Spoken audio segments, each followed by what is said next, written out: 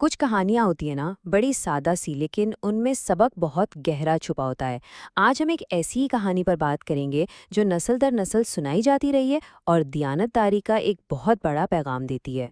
तो आखिर ऐसा क्या होता है एक सीधी सादी कहानी में कि वो हमेशा याद रह जाती है?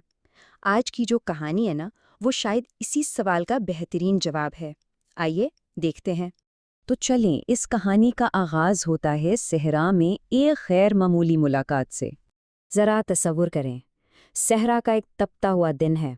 सूरज आग बरसा रहा है और दूर दूर तक रेत के टीलों के सिवा कुछ भी नज़र नहीं आ रहा। माहौल में एक अजीब सी खामोशी है।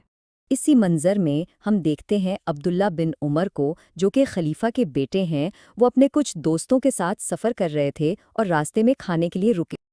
अभी वो बैठे ही थे कि वहां से एक नौजवान चरवाहा गुजरा, अपनी भेड़ बकरियां हाँकता हुआ। बिल्कुल एक आम सा मेहनती लड़का जो अपना रोज का काम कर रहा था। अब्दुल्ला बिन उमर उसे भी खाने की दावत देते हैं, लेकिन उस लड़के का जवाब, खासकर सहरा की इस तपती गर्मी में, सबको हैरान कर देता है। वो कहता है, मेरा रोज़ा है। और बस यहीं से ये एक आम सी मुलाकात एक इम्तिहान बन जाती है। इस लड़के के जवाब ने अब्दुल्ला बिन उमर को बहुत मुतासिर किया और उन्होंने सोचा कि क्यों ना उसकी दयानतदारी को आजमाया जाए। तो इम्तिहान बड़ा सीधा सा था।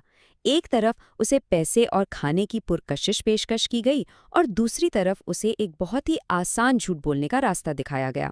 एक ऐसा झूठ जिसके पकड़े जाने का भी कोई इम्कान नहीं था। चरवाहे का जो पहला जवाब था ना, वो बहुत सादा और बिल्कुल टू द पॉइंट था। उसने ये नहीं कहा कि ये गुनाह है या गलत है। उसने सिर्फ इतना कहा, ये मेरी हैं ही नहीं, ये तो मेरे मालिक की हैं। ये उसकी अमानतदारी की पहली निशानी थी। लेकिन अब्दुल्ला बिन उमर यहीं नहीं रुके। उन्होंने बात को आगे बढ़ाया और यही वो लम्हा है जहां कहानी अपने उरूज पर पहुंचती है, जब वो चरवाहा वो जवाब देता है जो इस पूरी कहानी की जान है। एक लम्हे की खामोशी, लड़का आसमान की तरफ देखता है और बस एक सवाल करता है, फ़अइन अल्लाह, यानी तो फिर अल्लाह कहाँ है? सोचें, ये अल्फाज सिर्फ सवाल नहीं थे, ये उसके पूरे ईमान का खुलासा थे कि भले मालिक नहीं देख रहा, लेकिन अल्लाह तो देख रहा है ना। ये जवाब सुनकर अब्दुल्ला बिन उमर पर गहरा असर हुआ। एक मामूली से चरवाहे ने खलीफा के बेटे को दयानतदारी का वो सबक सिखा दिया जिसे वो शायद जिंदगी भर नहीं भूल पाए। और इस दयानतदारी का इनाम भी कोई मामूली नहीं था। अब्दुल्ला बिन उमर ने क्या किया? उन्होंने पहले उसके मालिक को ढूंढा, फिर उसे खरीद कर आज़ाद किया। और सिर्फ यही नहीं, बल्कि भेड़ों का पूरा रेवड़ खरीद कर इसी नौजवान को तोहफे में दे दिया। ये इस बात का जीता जागता सबूत है कि सच्चाई और नेकी का सिला जरूर मिलता है। तो आखिर इस छोटी सी कहानी में ऐसी क्या बात है कि सदियां गुजरने के बाद भी ये हमारे लिए इतनी अहम है? चलें, इसके गहरे मतलब को समझने की कोशिश करते हैं। इस चरवाहे के जवाब के पीछे जो असल तसव्वुर है, वो है तकवा का। तकवा का मतलब सिर्फ डरना नहीं होता। इसका मतलब है हर लम्हा अल्लाह की मौजूदगी का एहसास। ये शऊर के कोई है जो हमें हमेशा देख रहा है, ख़ास तौर पर उस वक्त जब दुनिया में कोई नहीं देख रहा होता। यही तो किरदार की असल पहचान है। तो ये सबक एक कहानी के जरिए क्यों इतना मौसर है?